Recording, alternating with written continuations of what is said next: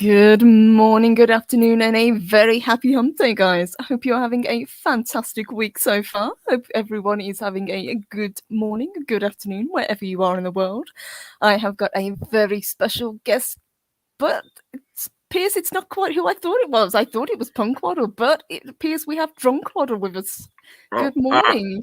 morning, Purple Valkyrie. I just wanted to thank you for letting me come on short notice to talk about the state of vodka worldwide. I just don't understand why everybody's pouring out their vodka. I mean, I don't even like vodka, but if they pour it all out and they take it off the shelves, then they're going to take my whiskey, and that's a problem for me. Exactly. You start off with one liquor and then it escalates, and where do you end up?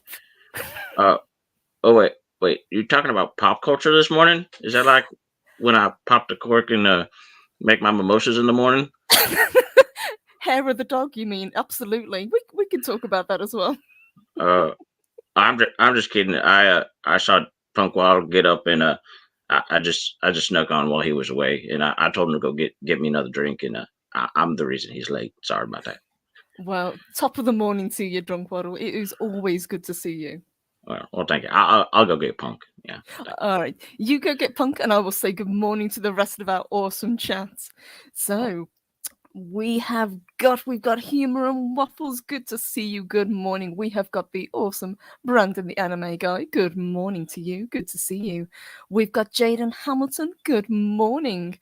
Let's see, Zax. Hello, Zax. I had a fantastic show with Zax and Salty Texas Sea and Punkwaddle last night and Snowdub. We had a brilliant show. Really happy to get to join them again. We have got Snorter Poopers. Hello, good to see you.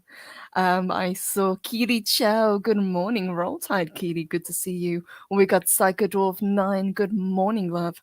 We've got the lovely Gun Bunny. Hello, honey. Hope you're having a good day today. D-Bird Martin, good morning to you. We've got Dave Bob. Hello, sir. Good morning. Let's see who else. We've got Pacific 414. Good morning. Good to see you as always. And let me see if I'm not missing anybody. Let me roll up. We've got Zachariah 315. Good to see you as well. Good morning to you. And we had Nearsighted Cyclops in as well. Hello, guys. Good morning. So, as we have a very special guest with me today, I thought what we would do is we'll just have a little bit of a kind of pop culture roundup, just talk about some of the bigger stories that are happening at the moment and just have a little bit of fun for this midweek show. So let me ask Punkwaddle. I know you're a gentleman that likes to keep an eye on culture and pop culture and is a fan of many things, but would you spend nearly £6,000 going to a themed hotel? No.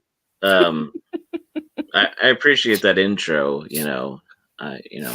People talk me up, and the legends can continue. But no, I don't think I would. I think I'd rather go, I don't know, to the Renaissance Fair and camp maybe for a weekend, for less. Yes, I mean it's such a huge, amount of money, and I can see the super fans really getting something out of it. But from what I've seen and from the videos that I've seen, you really have to buy into this immersive experience. If you're, not quite sure, or if you're a little bit shy, I don't think you're going to get as much out of it as if you were somebody who, really loves to either role play or is the biggest fan of Star Wars.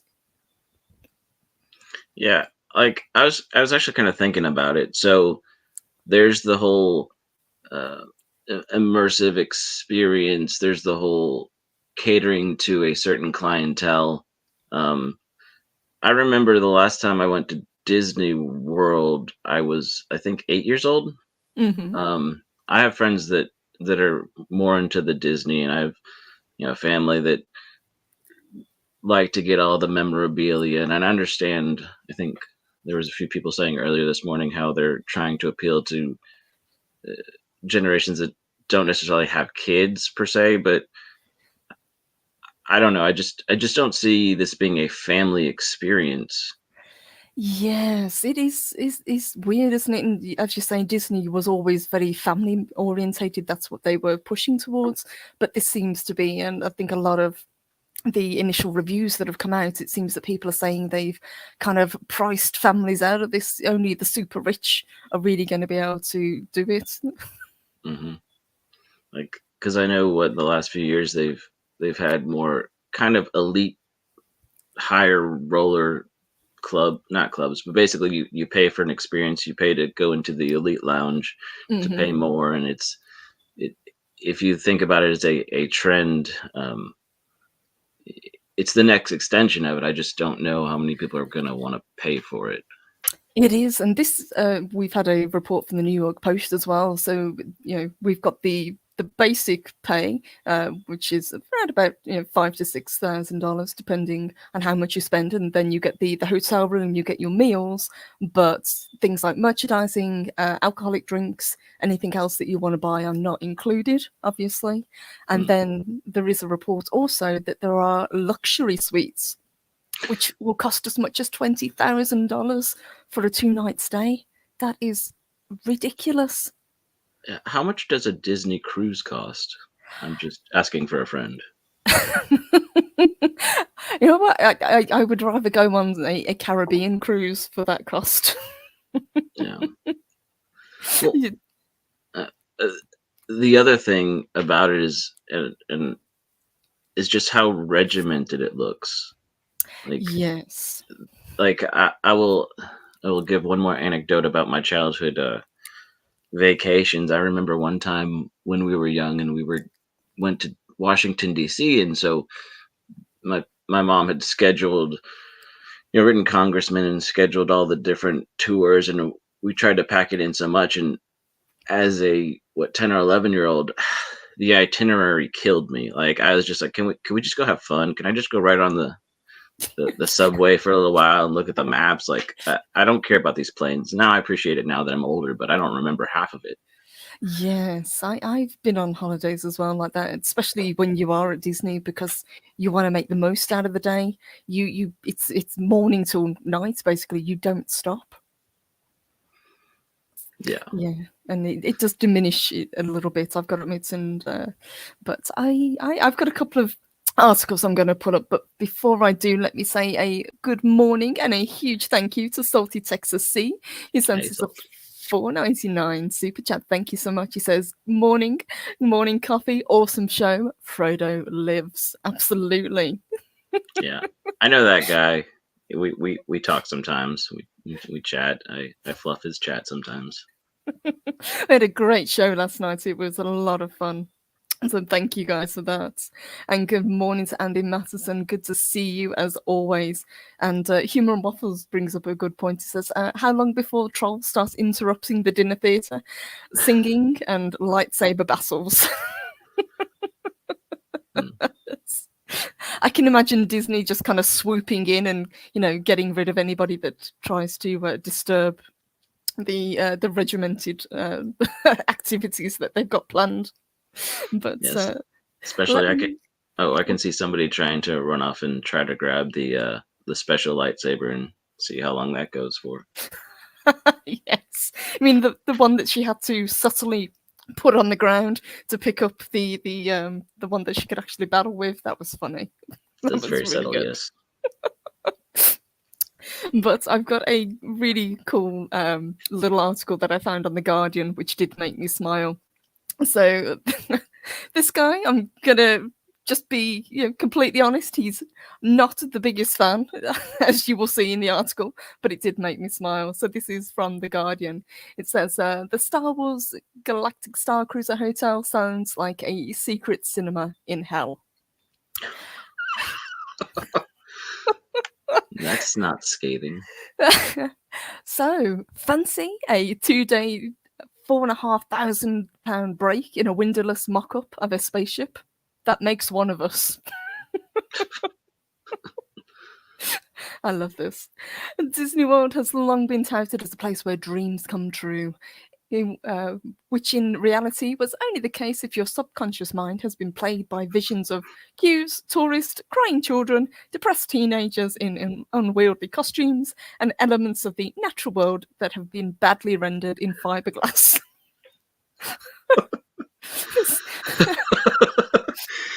Wow. I really want to go to Disney World with this guy. Me too. I'd go anywhere with this guy, apparently, if this is, how he interprets the world. He goes on to say, but today that all changes because today Disney World officially opens its Star Wars Galactic Starcruiser resort. Billed as the ultimate immersive Star Wars experience, the Galactic Starcruiser, centered on its Halcyon Hotel, is a top-to-rail recreation of a Star Wars spaceship. During a 2-day stay, which costs around £4,500 for a family, and guests will be plunged into their very own app-dictated storyline, where they'll be sent on missions, asked to sneak away to clandestine meetings, trained in the art of lightsaber combat, and, if they're lucky, be allowed into a climate simulator. Which reports suggest is the only part of the resort where you can go outside. So basically, it's an atrium they've built. So if you need a little bit of vitamin D after being stuck inside for too long because the windows don't open. So is he saying that the rest of the vacation is not climate controlled?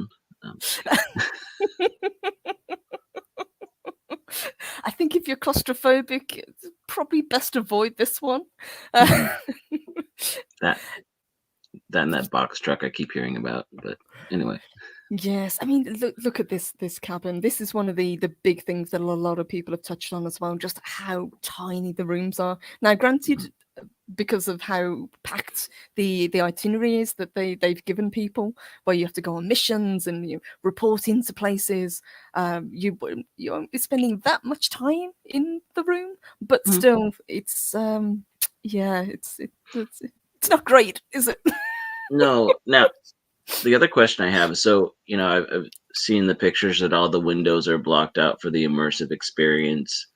I've heard that you might get to go out actually into the galaxy's edge, but for the most part, are you just? I wonder if the whole experience has no windows, no access to the outside light, which sounds like it's a mini seasonal affect disorder that you can have in July, like Christmas. That's exactly what they're saying. So yes. So although there is a excursion to Galaxy's Edge, if you choose to go on it, yet the only other light that you will be able to see in the 2 days is this climate controlled place. So as I say, it just sounds like it's a little atrium that they built in the middle of the hotel, or it's you can go up to the upper level and get a little bit of sunlight and remind yourself that you're actually in Florida, not stuck in a box. Well, I guess that's helpful. And let me just say thank you to Psychodwarf9. He says for 6K there better be costumes to rent. Well, actually, Psychodwarf, I've got a article to share with you in a moment that gives some of the prices of things that you can buy to jazz up the experience. Because of course the costumes don't come as standard. Disney being Disney. I remember when the package just said batteries not included, but I guess that's also a thing of the past. Yes. And Sentient Dildo, good to see you. Good morning. He says, for anyone willing to pay that much, I've got some dildo bathwater to sell. It's only $5,000 per bottle. I see your marketing employee dildo, and props to that at least.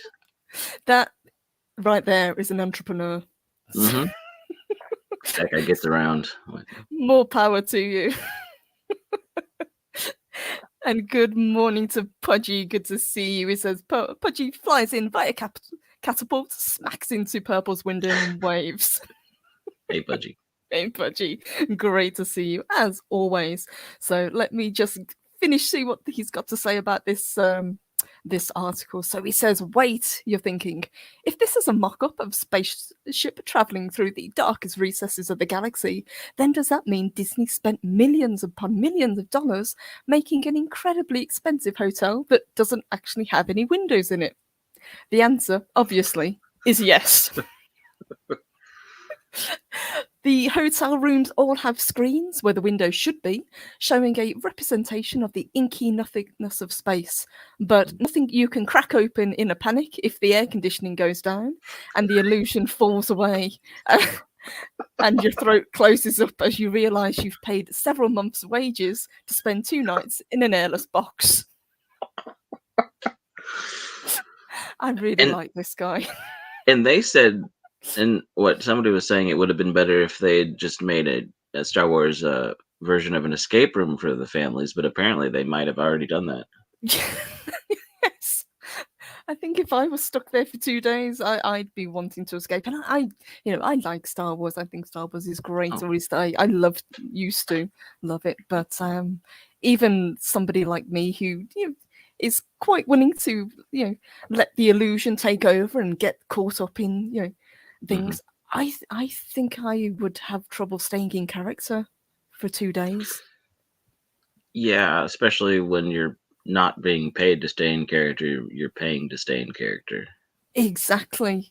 And apparently the how much you enjoy being there really does hinge on how seriously you take it. So if you buy all into it that you're helping smugglers and you're fighting against the First Order, then you're going to get a lot more out of it than someone who's just there out of maybe curiosity and wants to see something Star Wars related.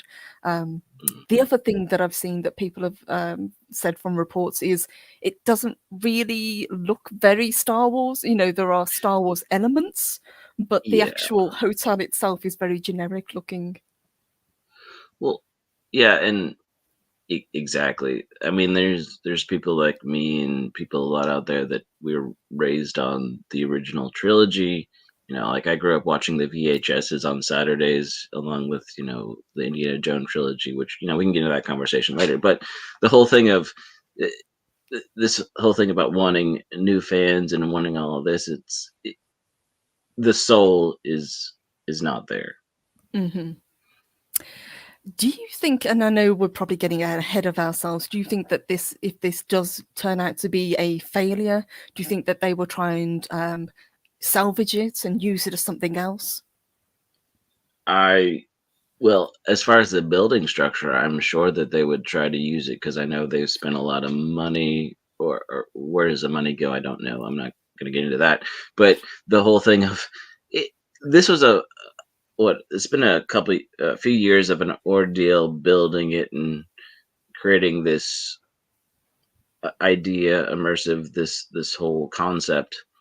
So to just completely scrap it and raise it to the ground doesn't sound like Disney. I mean, put on a new skin and kind of what they do at the Renfest. Put on a new skin, put a little touch up the gold plating, and see what you can do with it. Yes, and to be fair, Disney are pretty much famous for doing that. They'll take something that's pre-existing and give it a makeover, 10 years down the line and make it into something else. They did it, if I remember correctly, in the California Disney, where they took the Twilight Zone ride and then turned it into Guardians of the Galaxy, and it's yeah. So you're specifically talking about physical properties, not just buying up other IPs and pretty putting much, a different yes. face on them. But yeah. Okay. Although I wouldn't put it past them, just to use this if, for example, Marvel became incredibly successful again, they would scrap the Star Wars and give it a Marvel makeover. Yeah, I can see that too. And Pacific 414 says I'd troll them by showing up in a Starfleet uniform.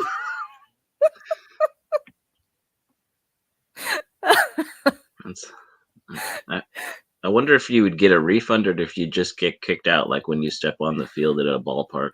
I think you'd get frog marched out by Mickey and Goofy. Okay, I want to see a video of that. Me too. Good morning, brightest day. He says, so in 2 years, they'll reskin this into a total prison.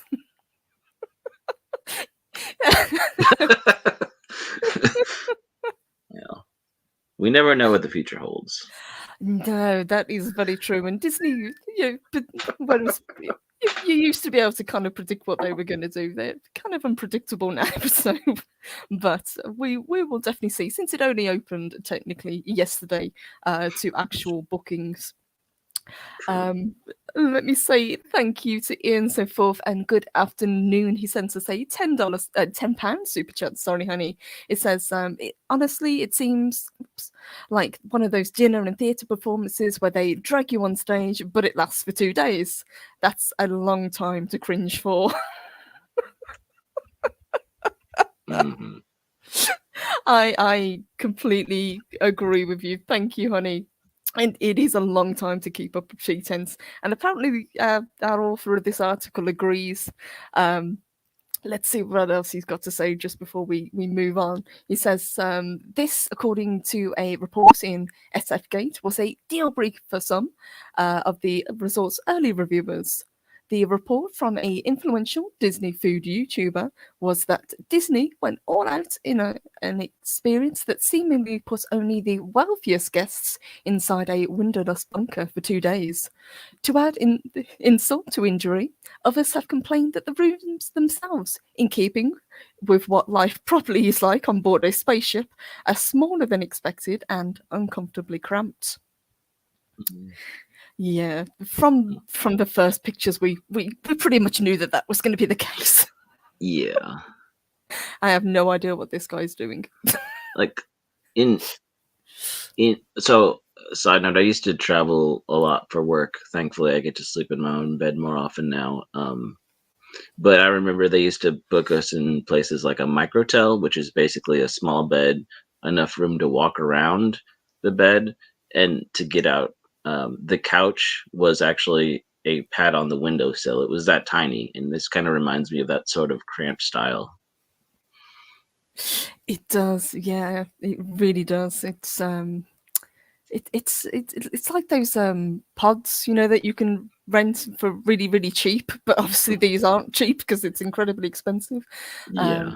But I know it's I think there's only about 100 rooms if I remember correctly. Really? Good morning to TZ Burton. Great to see you. And Pacific 414 looks like a bunker from the outside. Yes, it Yeah. does. He concludes, but in fairness, this probably doesn't matter.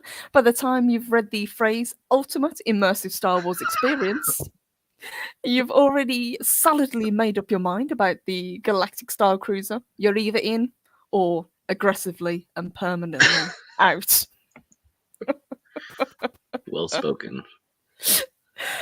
He concludes, I won't read the rest, but basically he is firmly in the out category for this, and that's fine. But he does say if people find joy in this, if they really want this, then more power to them. And I'm pretty much in the same camp. If you've got the money and this is like a once in a lifetime experience that you want to do it. I hope you have a fantastic time. But for me, I just couldn't. I just couldn't do it. Well, I mean, in all fairness, there's a lot of toys and collectibles that I like. So $6,000, that could get me a lot of things that I can look at to collect dust rather than have less to show for it at the end of the day. Well, funny you should say that, because another article that I've come across said that people who have actually already been to it and got the exclusive previews are already selling the exclusive items on eBay. So we've had things like we've got the remote control droid that was supposed to be a pre-order going up on eBay for $900. We've got things like these lightsabers that are up for offer for about $1,200 each. People are really flipping these things. There's So, one that they've listed that's 1,700 ooh, for the exclusive lightsaber from the Halcyon. okay. So far, I'm seeing 3 to 4,000 if I want those items, so it's still cheaper. It's exactly yes. Yes. You can have the experience and the merchandise without spending two nights there. Mm, Let me see if I can pull up the list because I did have a look on the actual Disney website. nice. Let's see which one was it. Ah, there it is. The Shop Disney. So these are some of the items that, if you so choose, you can purchase to make your stay there a little bit more authentic. Now, All right. please note that none of these are actually included in the price of what you pay. These are all optional extras. So, for 99.99, you can have a headpiece. So we've got in the adults, we've got the Twi'lek and we've got the Totaruta. Taruta. Mm-hmm. We've also got it for the kids as well, because the kids want to dress up as just like mum and dad. This Nice. one is really bizarre. I don't know why they've bothered. So we've got a Starline face cloth and foaming bubble mask for $40. Yeah, I mean, is that M90 or anyway? Well, And then it goes on to some of the clothing, which I've got to admit I'm not particularly impressed with. It's all very generic looking. Very few of these actually scream Star Wars to me. I'm not no, sure what you think. no. I mean, I can see this trainer tunic looks like a imitation of some of the, dare I say, some of the prequel clothes. Hmm. It doesn't really remind me of anything sequel or some of the stuff they're promoting or pushing. I find that kind of an interesting, um, I don't know, side Yes. note. Considering they were so heavily pushing the Disney films, a lot of these, I mean, we have Padme's cloak from the Hmm. prequels, which is a little bit bizarre. We also have a Princess Leia dress for adults for 129.99. Okay. Yeah. We've got a mechanic's jumpsuit for kids.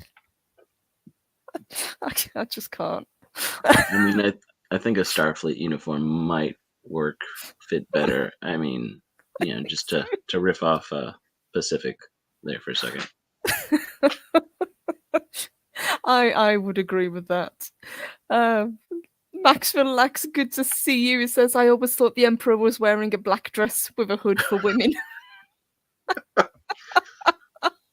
Oh, And good morning, Ms. Martin Muses. Hello, honey. Good to see you.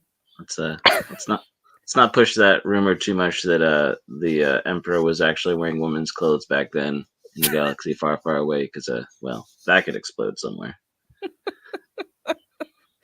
But it's bizarre, isn't it? So there isn't really that much that they've got at the moment. We've got a couple of tunics, but again, we've got Senator Balogana. We've got tunics for both adults and kids, and we've got a few gloves. So it's not exactly blowing people away. And all of this stuff can be purchased, of course, once you get to the hotel. So, can you buy it pre-order, or do you have to wait till you get there? I think you can probably buy it pre-order if you're going in the next couple of months, but I would imagine, and I'm pretty sure that there is actually a shop on site as well. So if you really have the urge to dress up, Disney, being Disney, will accommodate Hmm. you. I mean, the worst thing would be to show up and realize I didn't have the tunic in my size, so Yes. kind of put a or damper on things. or the dress, yeah, whichever way. No, we're not going to judge. No. And TZ Burton says, for 6K, I want to visit the UK and Europe. For 6K, you could absolutely have a fantastic European holiday. I agree. I would love to do something. I would probably travel to Australia or New Zealand, or travel around America for 6K. That Hmm. would be money well spent, at least for me. Well, definitely. I mean, traveling is a lot of fun. And good morning, Apollonie's minion. Good to see you, honey. Hope you're having a good day so far. Nearsighted Cyclops says the red slingback pumps the Emperor wore Andrew's robes were fabulous. Yeah, it's just when the cloak goes to the ground, obviously you have to wear the pumps to counteract it, because otherwise it's dragging. It's just when you put the whole ensemble together, you don't get to see it unless you really get the right shots and really kind of work the angles to show it off. Not a lost effort, but it's hidden. Yes, you got to accessorize. That's what I keep saying. And Brandon says, Godzilla had a great idea. Turn it into a Fallout style vault. That would be pretty cool. I could see that. Yeah. Yeah, that Godzillionaire has some good ideas. He's the richest kaiju I know.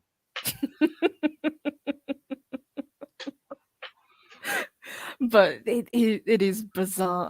I'm very much up in the air about this at the moment. I've watched some of the reviews that people have done. I've watched some of the videos that have come out. But yeah, nothing has made me want to go out and spend that kind of money yet. And Disney in itself is very expensive. You were talking earlier about how we used to go as kids. Now, this is, some people will only ever get to go once, perhaps, because of how expensive it is. Yeah, I mean, it's almost like a legacy thing. Like you went as kids, you kind of had the in, you had the connections, you kept up with it, and so as an adult, you're really really invested. So you've been, what do you say when the water, you turn the temperature up a little bit, and you don't realize it until maybe you do not. So there's people that's kind of like legacied in, but there's so many people that don't have kids that are just investing all their money into the Disney stuff. And so, like you said, the more you invest, the more you believe in what you've put your money. And it's just this interesting kind of psychological cycle. Yeah. Yes, people kind of get, I suppose, acclimatized to the price going up. But if you haven't been in, say, 20 years, I would imagine it would be a huge shock to see, especially since a lot of the things have been kind of taken away now. in the 90s, right, we had I'm going to Disney World was just kind of a thing people said. It was kind of before memes and the internet was a thing. It was a, you know what I mean? It was a saying. People knew what it meant.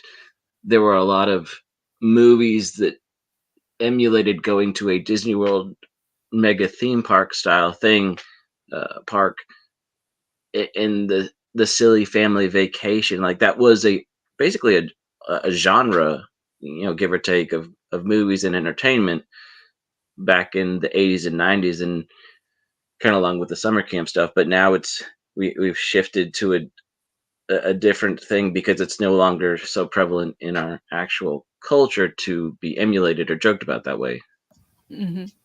Yeah, I would absolutely agree with that. I think there's definitely a shift in how people, one, because of what's happened, how we spend our money, and two, what people want out of a holiday now. And yeah, and all the post-apocalyptic entertainment that's been going on for the last 20 years. And Yeah. I mean, I'm kind of getting tired of zombies, but it is what it is.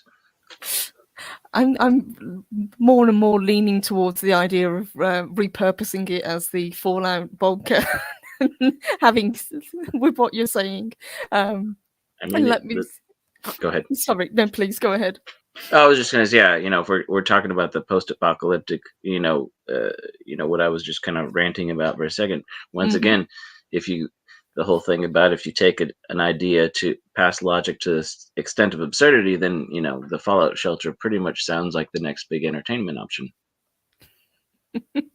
It really does, doesn't it? Yeah, I don't know about you, but I'm kind of done with this kind of post-apocalyptic, dystopian future that seems to keep being pushed. I want something kind of hopeful and bright again, and Oh yeah, I think want something to look forward to. Damn it! Yeah, I still think we understand why Godzillion, how he makes all his money. But no, I agree. I'd like something a little brighter and hopeful, or a good mix of scathing sarcasm and hope, not just this doom and gloom stuff. Hmm. I would agree with that as well. And good morning to Project Storytime. Good to see you. Hope you're having a good day. So, let's steer away a little bit from Star Wars and go to the other main talking point that doesn't seem to want to go away at the moment. So it is obviously Amazon's Lord of the Rings. Now, we've got a while before the show reaches and graces our screens, shall we say. So I'm guessing there's going to be a lot more controversial takes, but Mhm. we've had a report from Variety saying that the Lord of the Rings TV series executive producer, Callum Green, has signed with Amazon an exclusive first look deal. So we're going to be seeing a lot more of the producers from this show in regards to what they have access to with Amazon. So the article goes on to say Callum Green and Sarah Green's Bright Green production banner has entered into a first look deal with Amazon, Variety has learned. Callum is an executive producer on Amazon's highly anticipated TV series, Lord of the Rings, The Rings of Power. I thought I was talented at fluffing. They should have had that in quotations, but they didn't. And I still can't get used to saying Lord of the Rings, The Rings of Power. I think that's a terrible title. Can I just deviate for 1 second? Because every time I hear Please that, do. I think about Labyrinth, the movie. You know, and we can deviate into puppets in a second, but the whole thing of the babe with the power of the babe, the rings with the power of the rings. All the cadence is there, and all I can think of is just the spoof song playing in my head every time. And you know, not that I want to see David Bowie in tight pants or a codpiece, but the whole issue of it just it my I can't think about Lord of the Rings or the seriousness or the epicness of it when my brain just keeps going that way. But that's just me. It is strange. It's not a title that I would have settled on. I've got to admit, and like you say quite correctly, it doesn't roll off the tongue at all. I'll dance the magic dance. Let's see what else they've got to say. So, under the deal, the Bright Green will develop and produce new projects for Amazon's streaming platform. Of course, they will. UTA brokered the deal on behalf of Bright Green. So we've got a quote from him. He says, "After the epic journey of season 1, we couldn't be more excited to continue our work with Amazon." I think he's getting a little bit ahead of himself there. Mm-hmm. He goes on to say the whole team have been tremendous. The variety and scope of work being created at Amazon is a perfect fit for the wide range of stories we're inspired by, and we're looking forward to expanding our collaboration. I cannot speak this morning. It's okay. We'll get through it. We'll get there. We've got this. Let's see what else they've got to say. We'll skip ahead. So, Callum's wealth of experience, commitment, and talent has only enriched the storytelling world of our Lord of the Rings, The Rings of Power series, Vernon Sanders said, head of global television for Amazon Studios. He's been an instrumental part of the team, and we couldn't be more excited to be working with both he and Sarah, with her rich entertainment background on future projects for Prime Video. What do you think about this? Do you think that they're getting a little bit ahead of themselves? Do you think that they're anticipating Lord of the Rings to be a huge success? I mean, we know the cost of this show just keeps going up and up. I would be very curious to see what the numbers are like once the first season drops, and they've got this idea in their head that it's going to be at least 5 seasons that we're going to get from this. Well, I mean, to begin drawing the parallel of the highly invested, the last topic we talked about. Once again, the more you're invested, the more you're going to try to convince yourself and everybody else that it was a worthwhile investment, which is a completely natural thing to do. I'm not gonna point a finger about that.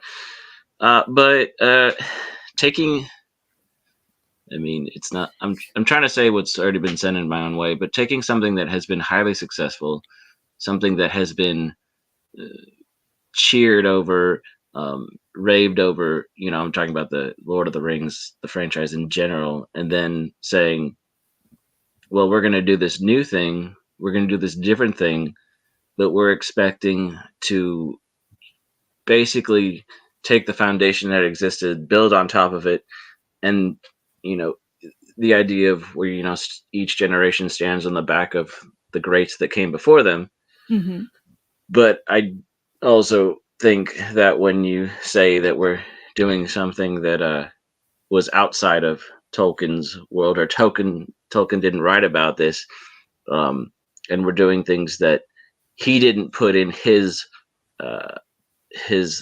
lore and mythology because we know better, it kind of sounds like not only are you trying to build, you're not trying to build next to the foundation that's already been, you're trying to raise it to the ground, like Disney probably won't do with their hotel, but you're punching out the foundation that made it something to begin with. So I think they're getting ahead of themselves, if that sums it up. I think so, and I think the argument that's been put forward as well, had they just created their own kind of generic fantasy show, had it not had the Lord of the Rings title, we wouldn't be having this discussion. Clearly, they could have had all the diversity they wanted, they could have told the stories that they wanted, but because they've taken a beloved IP and I think it's fair to say have been kind of more than a little bit antagonistic to the fans, considering we're not even going to be seeing this until September. I can see where the backlash is coming from. Well, it's funny because you have, I mean, you can go on Salty's channel and see his videos about his whole thing with the Wheel of Time. I didn't read Wheel of Time, so I'm kind of playing catching up with him and Zach's on. But I understand being fully invested in a property and seeing what they do to it. But this whole, I don't know.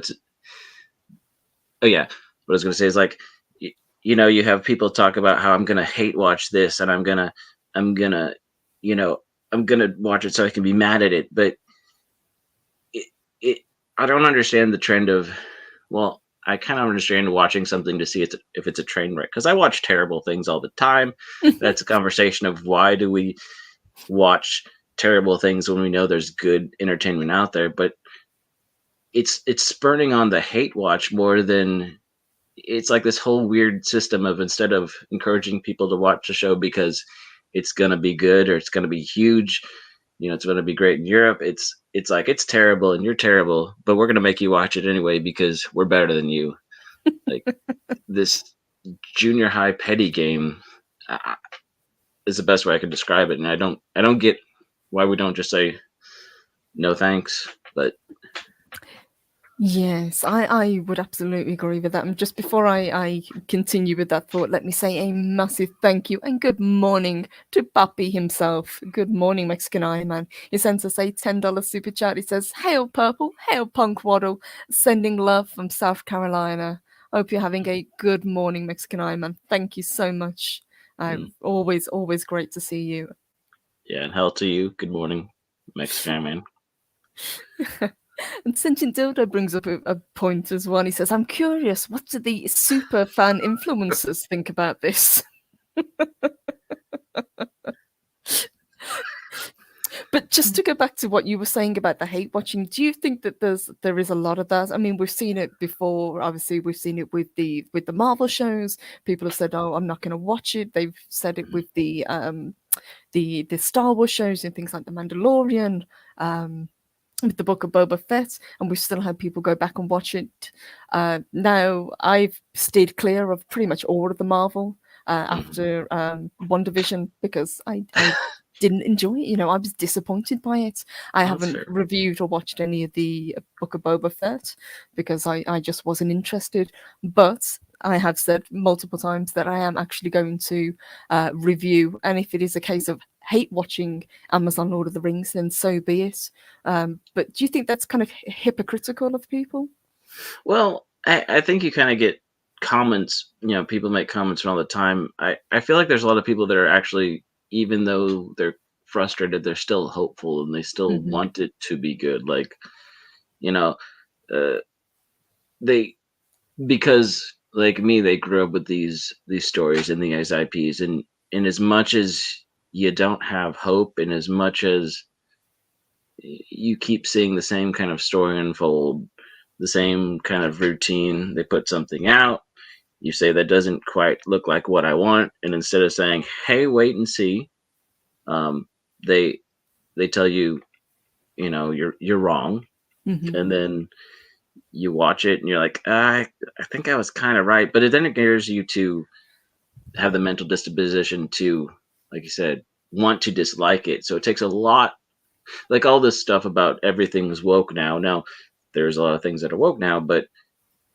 when you're so geared to expect it and look for it, I keep telling people, you're going to find what you're looking for if you look hard enough. And it's really hard to step back and try to get a reset your perspective to say, okay, this is good and it has some of these elements, but it's not that, but it's just a more modern storytelling as opposed to the stories in the way they were told 30 years ago. That doesn't make it completely unpalatable either.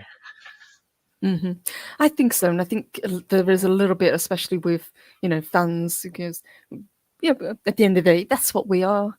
You know, we get on our channels and we talk about things, but we are at heart fans of things, and we want things to be good, especially something that you've grown up with, be it Star Wars, Star Trek, Lord of the Rings, Mhm. Wheel of Time, whatever it is you love. You don't want it to fail. You know, you want it to be a success, and you want to bring more fans into the fold. Um, Mhm. And TZ Purton says, "I can't hate watch a show. I will just watch something I like," and that's probably a good way to look at it as well. But to kind of piggyback off what Punkwaddle was saying, I really wanted this show to be something incredible. I was so excited when it was first announced. I thought, we're getting more Lord of the Rings. This is an IP that people love, people respect Tolkien. We had the amazing films from Peter Jackson.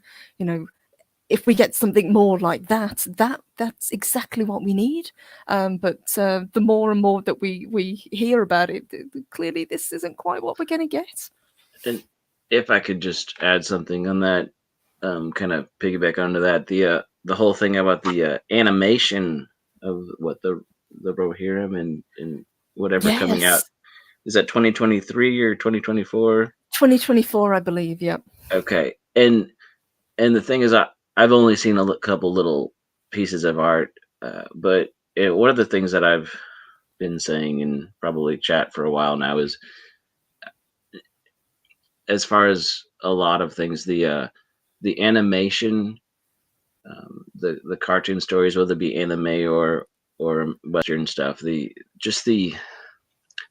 ability to tell stories well, like the Peter Jackson epic was well done, and it was really hit all the notes for all the people that grew up reading the books, like I did. But in a lot of ways, with some of these adaptations to live action, it's just you can do so much more with a cartoon. You don't have to have the big budget to show something epic and grand. You just need to have good artists and good creative direction. Hmm. And the medium, I think, lends itself to, it's a different way to absorb a story, like like comic books to cartoon to live action. They're all a different, uh, almost frame of mind and how you process and interpret the stories. But I always fall to the animation being just a little bit more fun and easy to get into, um, in general. But Yes, I would agree with that as well, and that's something that I'm actually looking forward to. We only have a very brief synopsis of what to expect, but I like where they're going with it, and I like the animation. I've always been a big fan of the animated Lord of the Rings, the animated Hobbit. I thought Hmm. those were great, and I think you're right. Lord of the Rings does lend itself really well to animation. Whereas with Peter Jackson, he brought the world to life, and a big part of that was the setting. By using Hmm. New Zealand and using the beautiful scenery. New Zealand was almost a character in the films in itself because it was so well picked. Um, Very well said. but I'm looking forward to the Rohirrim film. I think it's something that may be a bit of a palate cleanser after after the Lord of the Rings of Power, perhaps. Well, it in I'm not gonna point fingers or fault anybody who said this in the last 2 years about this franchise is dead. They've killed it. I'm done with it. Um, this going back to finding something hopeful, not a post-apocalyptic of IP, wasteland that we're in. The the idea that okay, somebody is going to take this and somebody is going to do something that looks really good and looks true to the story. That okay, um, did you ever watch the TV show Community? I didn't. I've heard about it and I've heard good things about it, but I never actually watched it. Okay, so quick backstory. There's yeah, you had a like now that I'm live, I'm blanking on his name. The dude that did it that does Rick and Morty. Somebody in the chat can help me out because my brain's um I had spiked coffee this morning. Drunk Waddle fixed my coffee. Uh, so uh, anyway, he was the showrunner. He created Dan Harmon. Thank you. Thank you. He created the show. He but then because he had issues with Chevy Chase, long story, whatever. There was a season where he got kicked off his own show, and then through some uh, finagling in the cast wanting him back, and eventually he got back on, and Chevy Chase left, and but they call that year the year of the gas leak. Um, they keep on saying, "Oh, the year of the gas leak," like this whole like it happened, but it didn't really happen. But we have to accept that it happened. But we got back on track and we moved on. And so this idea that everything's just dead in the water, it's just I don't know. It's more of a season, and I don't think these timeless stories will ever die. I think it's just a season of where we're at in the culture and our status quo that the pendulum will swing and these stories will continue on and somebody will pick up the mantle and or the torch or whatever metaphor you want to use. Hmm. And yeah. Yeah, I would absolutely agree with that. Like you say, that you can never take away what's already gone. You can never take away Tolkien's work, but you can tarnish it for new fans. Hmm. And I think if this is somebody's first introduction, perhaps if they don't know the stories, if they don't know the books, or if they haven't seen the films, I think yeah, probably they'll be looking forward to it. They will enjoy what they see. But it comes back to this whole there is the normie in quotations Hmm. audience, and then there is the fans of whatever IP, and we see it time and time again. These companies come out and they will, if the fans say, you know what, I'm not really feeling what you're making, that's when the backlash comes, and I think that's what a lot of people are sick of. Hmm. Let me say a massive thank you again to Salty Texas C. Sends us a 199 super chat. Thank you so much. He says, "Watch Backseat Hobbit. It's a soul filling. Need that. It is. It is a great animation. Awesome. It's got fantastic music as well. I'll have to check that Always out. recommend those. Thank you so much. Really appreciate that." And DJ Ronnie, good morning. Good to see you. Says a message of hope. Well, we are hopeful because, like Punkwaddle said, we are fans. We don't want things to fail. We want to have good entertainment. But we've had, maybe what would you say, 10 years of beloved IPs being kind of co-opted, and we've had the idea of if you don't like what we're creating, then you're not a real fan, or this isn't for you anymore. I think people are really getting sick of being told that when they've grown up watching or reading or loving whatever the IP is. Yeah, I don't think I could be this dry, sarcastic, and cynical if I didn't actually have hope about anything. Otherwise, I think I'd just be depressed. Pretty much, yes. You've got to find the humor in it, absolutely. And Jaden Hamilton, he says Dracula and Frankenstein are timeless despite being century-old stories. Captain Marvel, no one cares about it. Absolutely. The film you have to watch to understand that was, yeah, okay. And good afternoon to the Thad that shouldn't be. Good to see you as always. Hate that. Hope you're having a good one today. Max Relaxer says people get their first introduction with England with a woman of colour playing the Queen in the year 1600. Also, try not to do this the other way around. Respect goes one way with the wokies. I've got to admit, I thought that was a ridiculous casting idea to have Anne Boleyn played by a lady of colour. I felt really bad for the actress because nobody wants that kind of criticism.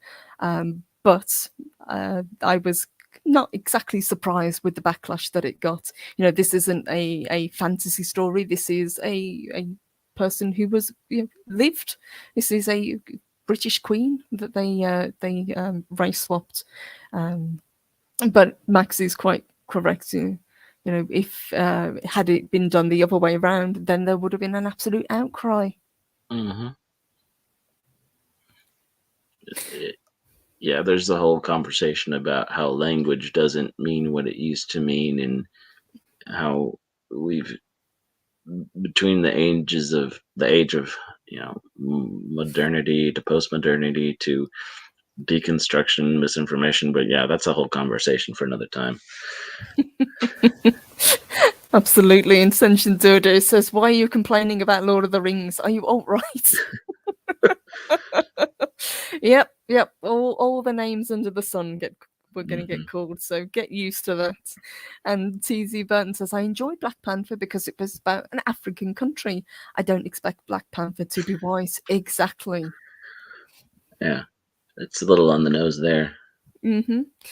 Absolutely. And I don't think, as I think we mentioned it before, it wouldn't be the case. There wouldn't be so much of an outcry about this Lord of the Rings. And we saw it last night. We were talking about the OneRing.net mocking up a Hobbit, or Harfoot as it should be, with Lenny Henry, and then putting his face on the body of Martin Freeman.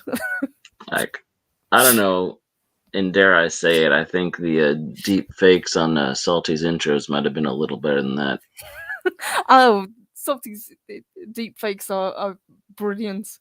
But it was such a bizarre thing for them to do. I don't know whether they panicked and realised that they hadn't celebrated Black History Month because they put the tweet out on the very last day of February, or whether they genuinely thought that this was a brilliant idea to do. Like you said, the last minute half thought seems to be as much of a trend as the trying to check all the boxes in the first place. It really does, yeah. It shouldn't, be as funny as it is, but it was funny, and they got the deserved backlash for it. When you get to a certain place, and you can't help but laugh, because there's any other response would make you have to think too hard, or as someone said, hurt your brain cells just trying to process it. It does boggle the mind, but I think we're going to have many more instances of this in the coming months. So at least it will keep us entertained until the show actually drops. I guess that's one way of looking at it. I mean, we got months of fun, people. Months of fun. Oh yes, we're just getting started. We're going on an adventure, as Bilbo said. you know, if we go, and I know how there's the talk, and I like to say this corner of the of the YouTube, not the universe. This corner of the YouTube, some people want to say fellowship, want to say people don't like the word community, and there's a lot of, once again, trying to find the right word to describe what you mean. And I'm not going to get caught up in all those semantics, but I mean, if we are a fellowship, then we've got what, I have to do the math. A few months of our journey to September, right? Yep, September. So we'll see what if we go into Mordor or not, but we'll see what happens. But we're in this together. We are in this together. That is the best way to look at it, definitely. And I've got to admit, I am very encouraged and heartened by how much the backlash this is getting, and not just, as we've said, from the hardcore fans, but from very casual fans as well. So Mm-hmm. take note, Amazon, please listen to what your audience is telling them. But we know they won't, because it's already in the bag. Well, five seasons. Yeah. 5 seasons. Yep, 5 seasons. Yep. We've got. That should be interesting. The sorry, please continue. There's no 6 seasons in a movie, which was one of the mantras from Community, but 5 seasons is something. We'll see. Well, considering some of the shows that get to multiple seasons that should have been cancelled long ago, yeah, I can see them pushing multiple seasons out. But we'll see what the actual reaction is once it drops. Yeah. There was one more thing that I wanted to briefly touch on.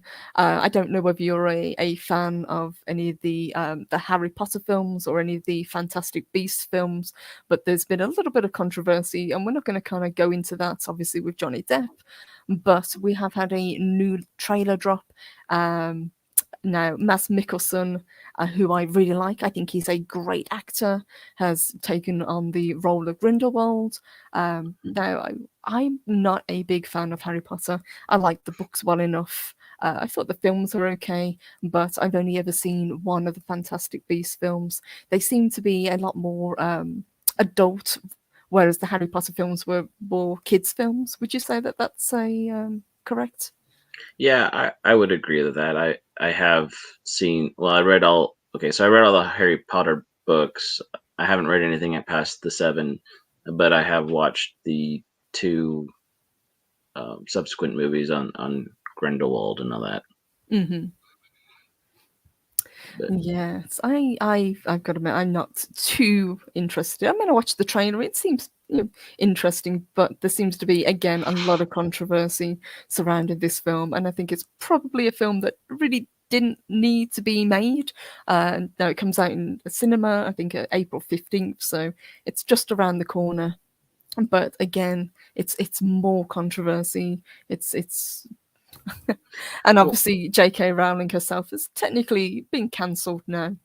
yeah, I mean, between the whole thing about the Harry Potter being, and we kind of talked this backstage before the show, is the Harry Potter, the 7 books, the 8 movies. It was a good installment. It was bookends, and then the Wizarding World Disney Great Immersive Experience. Or, I'm sorry, Universal. Oops. Let's delete that from the records. Yes. Please. So, but then you get into this new sort of thing, and it's not the same energy as it was back then. And then you have social media and all the things that she's saying, and like you said, the whole Twitter canceling, people going after her, which it is what it is, but it changes the whole dimension of it as an IP, as a property, as how people even perceive the movies of themselves. So it's a uphill or downhill battle. I don't know. They can choose, but it's a curiosity for sure.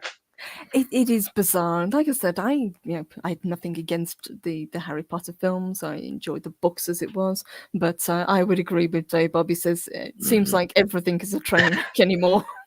Which is why I watched everything, because I love train wrecks. train wrecks can be very entertaining, I've got to admit. But again, it's another one that you think it would be something simple. Yeah, it was based on a kid's book. It was based on something family entertainment, but because of what's happened, there is controversy surrounding it. Yeah.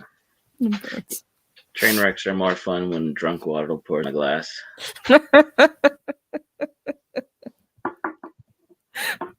I absolutely I bet that is the case.